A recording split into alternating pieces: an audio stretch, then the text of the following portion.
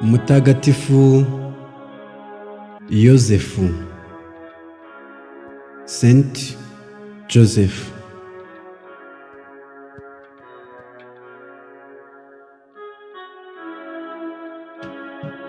Inshuti bavandimwe mwese bakurikiye televiziyo Kiliziya imwe aho muherereye hirya no hino, Kristo Yezu akuzwe.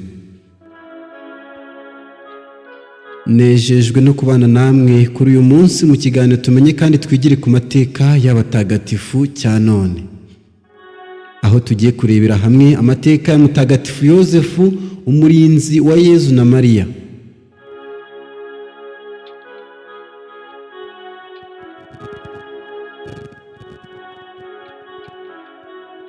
Kiliziya Gatolika kuri izi tariki 19 z'ukwezi kwa gatatu yibuka Mutagatifu Yosefu nk'umurinzi wa Yezu na Mariya. Mwibuke ko twongera kumwizihiza nanone nk'urugero rw'abakozi. Mbaha ikaze rero mu kiganiro cya none, ni televiziyo Kiliziya imwe, kiganiro nitumenye kandi twigire ku mateka y'abatagatifu, kiganiro tubagezaho buri munsi.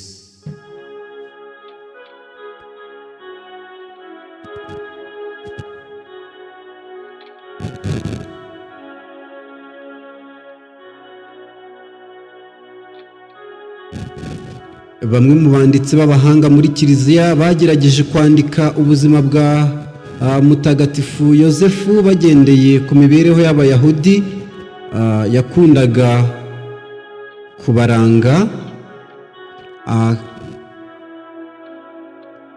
babwandika bagendeye ku mateka n'imibereho y'Abayahudi bakundaga Imana icyo gihe. Igihe Yezu avutse, Yosefu nawe yabarirwaga mu bakene b'Uhoraho, mu bakene ku mutima. Bari bariringiye Uhoraho bakamuragiza ubuzima bwabo bwose. Yosefu ntiyishimiraga ko igihugu cye gikolonizwa n'Abanyaroma, ariko ntiyajyaga mu bikorwa by'urugomo byakorwaga n'abari mu ishyaka ry'Abazeroti, abarwanashyaka. Aba bitwazaga inkota mu myambaro, bagacungaho umusirikare w'Umunyaroma arangaye bakayimutera agapfa. Uko kubaha abakoloni, abategetsi b'icyo gihe, niko kwatumye yemera kujya i Betelehemu. Mutagatifu Yosefu, uko kubaha abakoloni no kubaha abategetsi b'icyo gihe nibyo byatumye ajya i Yerusalemu mu mujyi wa Dawudi, umukurambere wa Yosefu. Aha niho Yosefu yavukaga, nuko ajyayo kugira ngo abarurirweyo we n'umugore we Mariya, uko itegeko ry'Abanyaroma ryabitegekaga. Nk'abandi Bayahudi bakunda Imana, Yosefu na Mariya bumvira amategeko ya Musa, bajyana umwana wabo w'imfura kumutura Imana. Uko Yosefu yareze Yezu mu kwemera bisa naho bigaragara mu byanditswe. Yohani Mutagatifu intumwa n'umwanditsi w'ivanjiri avuga ko Yezu atigeze ajya kwiga mu ishuri ry'abigishamategeko, nyamara inyigisho ze zarushaga cyane ubuhanga iz'abo batangaga. Bikira Mariya rero yari azi neza ibyanditswe bitagatifu, ariko tuzi ko mu gihe cye abagabo ari bo bigishaga abana babo ibyerekeye ibyanditswe bitagatifu. Aha twatekereza ko Yosefu yari azi neza ibyanditswe bitagatifu, bityo tugatekereza ko Yosefu na Mariya bafatanyaga kwigisha Yezu ibyanditswe bitagatifu, kandi Yezu akabumvira. Ibyanditswe bitagatifu ntacyo bivuga ku rupfu rwa Yosefu, nyamara mu ivanjiri ya Mariko hari aho bita Yezu mwene Mariya. Ibi bisobanura ko batashoboraga kwitirira umwana nyina umubyara kandi se akiriho. Bivuze ko Yosefu yapfuye mbere y'uko Yezu atangira ubutumwa bwe bwo kwigisha inkuru nziza. Yosefu wari warabayeho ari intungane, byari ngombwa ko apfa nk'intungane nta rusaku, mu mutuzo. Urupfu rwa Yosefu rero rushobora kudushushanyiriza uko urwacu rumeze. Urupfu rwe ni nk'urw'abandi bantu, ariko si urw'ubonetse wese. Ni urwa se wa Yezu, Mesiya, akaba n'umwana w'Imana, Kristo. Ahangaha umugore we n'umwana we bari bamufashe mu maboko yabo ngo bakire umwuka we wa nyuma. Aha niho abakristo bahera bavuga ko Yosefu yapfuye neza, kuko yarangije ubuzima bwe bwo ku isi ari mu maboko ya Yezu na Mariya, bityo bakamwita umutagatifu ufasha abantu gupfa neza. Kuri iyo mpamvu hari isengesho ryahimbwe rigira riti: Yezu, Mariya na Yosefu, mbashinze umutima wanjye na roho yanjye n'amagara yanjye. Yezu, Mariya na Yosefu, muramfashe ninjya gupfa. Yezu, Mariya na Yosefu, icyampa nkazapfa turi kumwe. Yosefu, umurinzi wa Yezu na Bikira Mariya, Imana yari yaramutatse ubutungane. Yosefu yagiriye akamaro Bikira Mariya mu rugendo bajya i Betelehemu. Yamugiriye akamaro cyane bahungira mu Misiri. Yosefu kandi yabereye Bikira Mariya nyina w'Imana inshuti y'indahemuka. Yamubereye umurinzi wahoraga ari maso kandi akamwitangira uko ashoboye, akanamwitangira uko ashoboye. Nawe rero kubera ko yabanaga na Yezu na Bikira Mariya, ntiyahwemaga gukura mu migenzo myiza, kandi umunezero we wari ushingiye ku kubana mu nzu imwe ntagatifu yabanagamo na Yezu na Bikira Mariya. Nyuma yo kwakira Yezu na Bikira Mariya, Yosefu niwe muntu wabayeho ku isi mu ihirwe kurusha abandi bantu bose.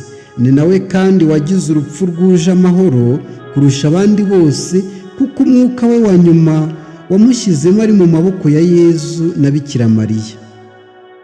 Yosefu mutagatifu rero ni umurinzi wa Kiliziya y'isi yose, kandi ahazavugwa izina rya Yezu na Bikira Mariya hazavugwa n'irya Yosefu. Mu mwaka w'1955 Papa Pio wa 12 yashyizeho umunsi mukuru wa Yosefu mutagatifu, urugero rw'abakozi, agaragaza ko nta muntu wakunze umurimo w'amaboko ye kurusha Yosefu. Kiliziya Gatolika y'isi yose yizihiza mutagatifu Yosefu, umurinzi wa Yezu na Mariya, ku itariki 19 Werurwe buri mwaka ku isi hose. Inshuti bavandimwe mwese dukomeje kubana kuri televiziyo Kiliziya imwe, amahoro y'Imana kuri mwese. Mbere na mbere umunsi mukuru mwiza kubizihiza bazina babo batagatifu ba Yosefu, ba Joseph. Umunsi mukuru mwiza. Uyu munsi turibuka Yosefu umurinzi wa Yezu na Mariya, tubuhuza n'ubuzima babayemo. Kumvise ko uko Yosefu yabagaho abana na Yezu na Mariya, ariko yarushagaho gukura mu migenzo myiza, bishimangira ko yanapfuye neza ari mu maboko y'Imana. Yezu Kristu jambo wigize umuntu, akapfa ari mu maboko ya Bikira Mariya nyina w'Imana. Ntabwo wenda abandi babashaga kubona ihirwe no gutuza kwe, ariko we yari yarahiriwe n'ukuri. Uri kumwe na Yezu akaba ari kumwe na Bikira Mariya, n'ukuri aba yasingiriye ijuru. Niyo mpamvu nta kabuza yapfuye neza. Bavandimwe rero, natwe uyu munsi ntabwo Yezu yagiye ngo atujye kure, nta nubwo Bikira Mariya yagiye ngo atujye kure, cyane ko yanatwigaragarije ikibeho. Yezu nawe arigaragaza kenshi, araza yirika Mama Faustina, amuha uburyo bwinshi bwo kugira ngo tumwegere nibura buri munsi. Mu ishapure y'impuhwe z'Imana, nk'urwiso tuvomeshamo impuhwe, naho ibyaha byacu byatukura. Bavandimwe rero, iryo hirwe Yosefu yari afite natwe turarifite, ndetse navuga ko turifite ryisumbuye, kubera ko na Yosefu turamufite. nk'umutagatifu turamufite, dufite ibikorwa bye, dufite kumwigiraho, yewe nawe afite kudusabira nk'abantu azi imibereho y'isi. Bavandimwe rero, natwe ayo mahirwe ntitukayiteshe, reka twunge ubumwe, tuvuge natwe muri rya sengesho tuti: Yezu, Mariya na Yozefu kuko tubafite, muramfashe ninjya gupfa, kugira ngo tuzapfa neza nitwumva inama Bikira Mariya tugira, tuzapfa neza nitwumva amategeko y'Imana, tugakurikiza ibyo Yezu adusaba, tuzapfa neza nitugendera ku buzima bw'abatagatifu. By'umwihariko k'uyu munsi twizihiza Mutagatifu Yozefu, nitugendera kuri ubwo buzima bwe koko nta kabuza azadusabira gupfa neza.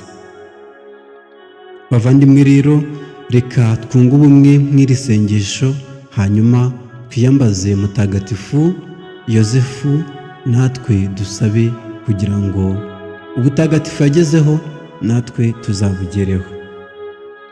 Yezu, Mariya na Yozefu, mbashinze umutima wanjye na roho yanjye n'amagara yanjye. Yezu, Mariya na Yozefu, muramfashe ninjya gupfa. Yezu, Mariya na Yozefu, icyampa nkazapfa turi kumwe.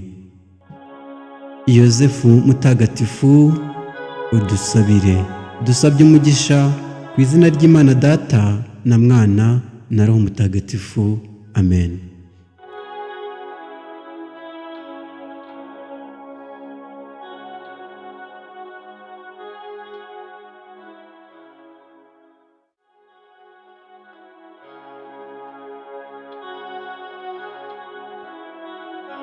Yozefu mutagatifu,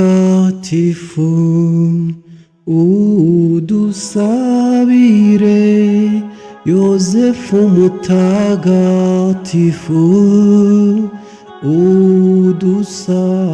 udusabire.